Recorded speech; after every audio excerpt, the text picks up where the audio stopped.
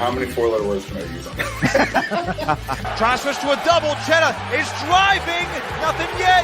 Takedown, Michael Cheddar. Oh, Nick, I'm a top guy, so I love top wrestling. Hale trying to sink him. He does. Maximus Hale the fall. So I think that wrestling is the greatest sport on earth.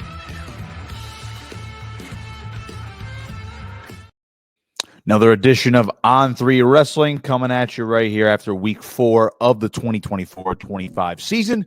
I'm Nick Costco, your host as always. And when I'm looking at week 4, a lot more happened.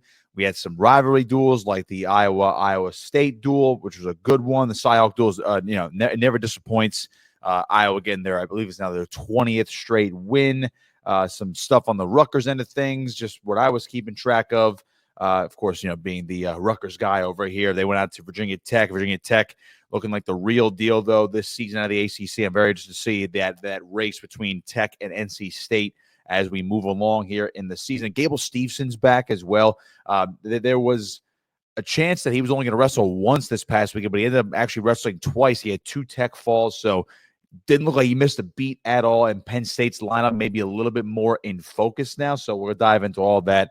Again, there's a lot to cover, but again, I'm going to give you the sprint right through week 4, the biggest things that I noticed this past weekend. So we'll start out with Rutgers and Virginia Tech. Tough one for the Scarlet Knights, losing that one 26-11. Now, Virginia Tech ranked number 7. Rutgers ranked number 17. They were coming off a loss to NC State. Okay, that was the Jersey Jostle, had their opportunities, and arguably if you switch 2 matches the other way, 2 1 takedown / 1 point matches, then at that point, Rutgers does win the duel. So they're right there again, and it was very similar to this one as well. Despite that lopsided score, there were opportunities for the Scarlet Knights to really say, you know what, that was a misstep last week. We're going to get a win on the road here in Blacksburg, but they were already up against it. Dean Peterson did not wrestle for the Scarlet Knights. Aiden Smith, the true freshman, who was a highly touted recruit, by the way. He wrestled at 125. Eddie Ventresca for Virginia Tech got the major decision, so that got Virginia Tech off on the right foot. Ventresca seems to be back at his All-American form from a couple of years ago. Dylan Shover for the Scarlet Knights followed it up with a Tech fall. And then from there, you had some ranked matchups. Joey Oliveri lost by 3 points to Sam Latona, a 4-1 loss. I believe he had a takedown near the end of the match that was challenged, wasn't overturned. So Latona gets the ranked win, and that's where Virginia Tech said, you know what, we're going to be in control of this match from here because, of course, they had Caleb Henson at 149, their national champ from last season. Michael Cheddar got the nod, and I'll get a little aside there. Cheddar and Clark wrestled over the weekend as well at the Black Knight Invitational. Now, again, Rutgers is still trying to figure out the 149-pound weight class. Both guys are NCAA qualifiers. Clark coming back down to 49 this year. He edged out Cheddar 2-1 in tiebreakers. But again, there's really no method to the madness, so to speak, because I don't think Coach Goodell is going to make a decision based off of the duel where Cheddar went up against Henson. Again, lost that one 11-1. Henson's the favorite to win it all this year, to win his second national title after a standout performance in 2024 back in Kansas City. But when you look at Cheddar and Clark for Rutgers, who knows? I believe they're both going to go to Midlands. We'll probably see them alternate the duels coming up at the beginning of December. You're going to have Lockhaven coming to Piscataway. Then they'll go to Princeton 2 days later on the 6th and 8th of December. So maybe they'll split those. But that lineup question is going to linger for a little bit while longer for the Scarlet Knights. And then 157 was an opportunity for Connor Hare to get back on the right foot. Now, the true freshman was great to start the season. He kind of ran into a freight train against NC State the previous week against Ed Scott. Ran into Rafael Hippolito, lost that one 7-3. Hippolito's a top 25 guy in the country. So at that point, halfway through the duel, Virginia Tech well in control. They have got, again, they have ranked guys through those first 5 weights in their lineup. They're up 14-5 at the break. Andrew Barbosa got the nod again, by the way, the true freshman for Rutgers at 165. Almost beat Mac Church. That was back and forth. 10-8 win for Church. So that really gave Virginia Tech an overwhelming lead going into the final 4 weights, where Rutgers essentially had to win the last 4 weights to take the duel at that point. So you look at what was coming up at that point. You had Lennox, Wallach, Jackson, Turley. Wallach is number 4 in the country. Turley came in at number 18. Now, Wallach ended up getting the fall, pretty much clinched the duel right there, 23-5. So the last 3 weights were interesting to watch from an individual standpoint, because Rutgers did take 2 of the last 3 bouts. So I was very pleased with the way they responded. Shane Cartagena-Walsh got the nod at 184. He upset number 12 TJ Stewart 5-1, cut into the lead. Now again, Rutgers was pretty much out of the duel at that point, unless they got 3 pins in a row. So the duel was wrapped up, but he got the nod over Brian Soldano at 184, got the win. Big upset for Cartagena Walsh, looking really good. And the two of them also went to the Black Knight invite. Did not wrestle each other, but Cartagena Walsh finished one spot above Soldano. Both had their moments.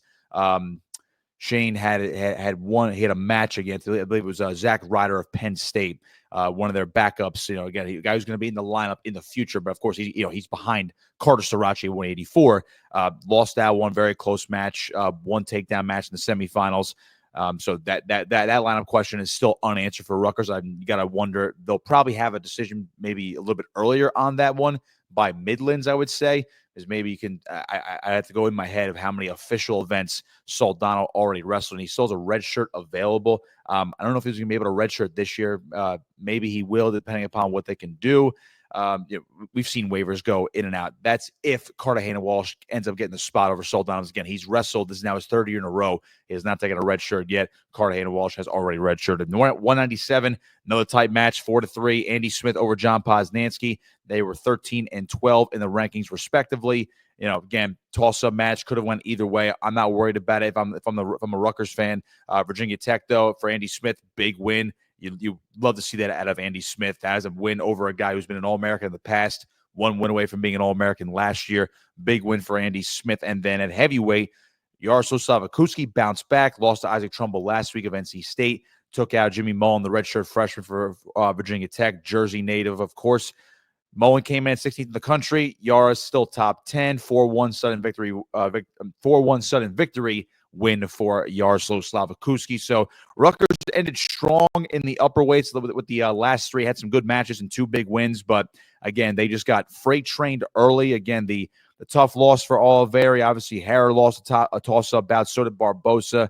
So you can make the argument if they go the other way. Again, you're playing the what-if game and the hypotheticals, just like the NC State match. So Rutgers still knocking on the door, still waiting for a huge win, but they'll have opportunities to rack up some wins and some big performances against Lock Haven, of course, rival Princeton. For Virginia Tech, this is another solid win for the Hokies. They're one of the better teams in the country. Yeah, they had some slip-ups in this duel, but any team is generally going to have some slip-ups at a certain point. So looking forward to watching Virginia Tech race NC State in the ACC. They're clearly the top 2 teams right now. That looks like a great matchup on paper as well. So, and again, when it comes to tournament time, Virginia Tech has some dudes, All-American caliber guys, and of course, a national champion in Caleb Henson. So we will transition to the Cy-Hawk duel.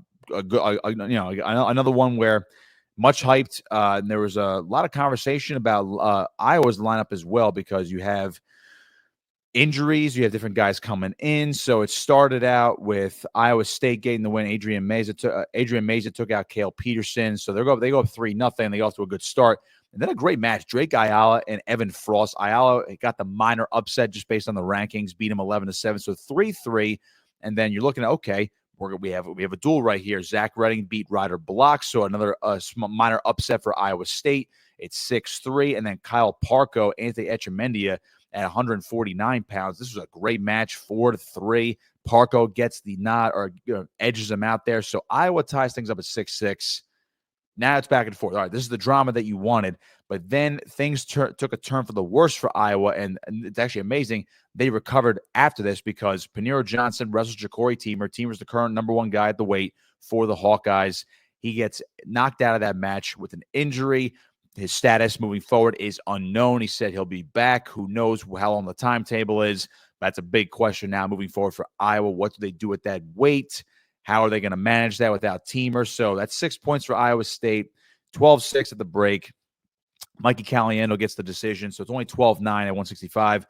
And then 74-84. So we've seen Nelson Brands at 74. We saw Gabe Arnold go up to 84 when you thought the 2 guys would be flipped there going into the season. And neither of them wrestled against Iowa State. Patrick Kennedy got the nod at 174. He beat Aiden Riggins. He dominated him. Tech fall. Aiden Riggins, former Iowa Hawkeye, now in the other singlet for the Cyclones. Kennedy dominates him 19-4.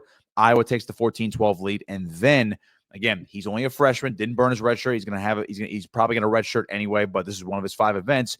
Angelo Ferrari. Okay, remember when he chose Iowa over Rutgers and Virginia Tech in his recruiting. Then he randomly spurred Penn State. And, of course, there's a lot of talk about his older brother, AJ, what he's going to do at 97 for Cal State Bakersfield this year. But Angelo Ferrari, people are very excited about this. And the fact that he's already at 184 as a true freshman, looked pretty darn good. Defeated Evan Bachman, who's a top 15 guy in the country. Beat him handily, 8-2. So Iowa takes a 5-point lead going into the final 2 bouts. And at that point, they're going to have the advantage, the Hawkeyes are. So those 2 weights right there where they had 2 completely different guys. And again, Patrick Kenny's been in and out of the lineup. He's been the star. He's a qualifier. He's been a stalwart guy for the Hawkeyes for the last few years. So not really surprising from him, but Ferrari coming up huge in a big spot for the Hawkeyes. You love to see that. And it seems like the youth is coming back into Iowa a little bit. I know they've been heavy on transfers as of late. And speaking of transfers, you had Stephen Buchanan. He shut out Christian Carroll. Christian Carroll was a big get for Iowa State in the end at 197. So the young buck falls to the veteran. 10-0 major decision. So it's 21-12 going into heavyweight. Match is already clinched. And then younger Bastida got Iowa State back on the board there with a decision over Ben Keeter, 7-2. So Bastida are showing again that he's going to be in the All-American conversation near the top of the podium. Keeter is definitely going to be an AA contender, but Bastida's a little bit too much for him right there. So the final score, 21-15, good duel. And again, I really thought Iowa State had the chance there to pull off this upset, but just the strength of Iowa, the depth right there, 74-84 with Kennedy and Ferrari getting the wins. No Brands, no Arnold. Very interesting to see what Iowa ends up doing at those 2 weights. That'll be integral to their lineup because you have Buchanan at 97, who's going to be in the title race. You have Ben Keeter, who's going to be in the AA race at heavyweight. So how do you figure out the rest of the upper weights right there? It's going to be a fascinating decision moving forward for Iowa. For Iowa State, again, had your chances, but we'll see what happens moving forward for the Cyclones. Gable Steveson, we'll move on to him right now. Tay Gadaldi, he beat him on Sunday. That was a Tech fall, and he beat the North Dakota State heavyweight 2 days prior. So Gable Stevenson's back. Talked about it last week. Figured he was going to come out swinging, and he really did. Looks like he didn't miss a step at all, didn't lose a step. Looks just as dominant as he ever did. Again, it's only 2 matches, but he beat an All-American caliber guy who just beat Nick Feldman, by the way, a few weeks ago in Tay. So when you look at what Stevenson did, pretty much without taking another breath, gets 2 Tech falls, rolls through it. He's 2-0, so Minnesota's going to have it. As I mentioned before, the impact that Stevenson's impact on the lineup is going to be. They got ranked guys across all 10 weights. This is going to be a trophy contending team. I'm not saying they're going to upset Penn State for the national title, but this is a team that could very well bring a trophy back home to Minnesota because of the impact of Stevenson, who's definitely going to be at this point. If he wasn't already going into the weekend, he's the favorite to win the national title based on what he just did over the course of those 2 matches. So he's back. Enough said about that. He dominated, so you love to see that. I'm excited to see what Stevenson does for the rest of the season. As long as he's healthy, he's going to be the man to beat at heavyweight. Some other news and notes. I'm going to give him a hat tip to Justin Bash for this one. Kind of laid it out quite nicely. Troy Spratley, an upset over Jory Volk. So the Okie State lightweight is definitely going to be in contention for the number 1 spot in the rankings this week for Intermat, at least in my mind. He looked pretty good. He's undefeated, probably going to be the number 1 guy. We'll see how they measure out the rankings, but he's definitely in the, again, 125 like last year, a bit open. So it's tough to tell who's going to win or tough to really make your prediction for a national title later this year in Philadelphia. So Spratley maybe putting his name into the hat right there. Looks really good. And again, he beat Volk of Wyoming on Friday night. And then I wanted to point out Penn State's lineup, which I noticed a little bit more at the Black Knight Invitational. Now, I don't know the ins and outs of how Penn State's going to operate this season, but Josh Barr looks like he's going to be the guy at 197. He was dominant. I believe he beat Cochran, his teammate, in the Black Knight tournament and pretty much controlled that match. Josh Barr looks really good, probably your 97-pounder for Penn State. And if he is going to be that good, he's an AA threat. And again, Penn State just reloads at 197. You replace Aaron Brooks.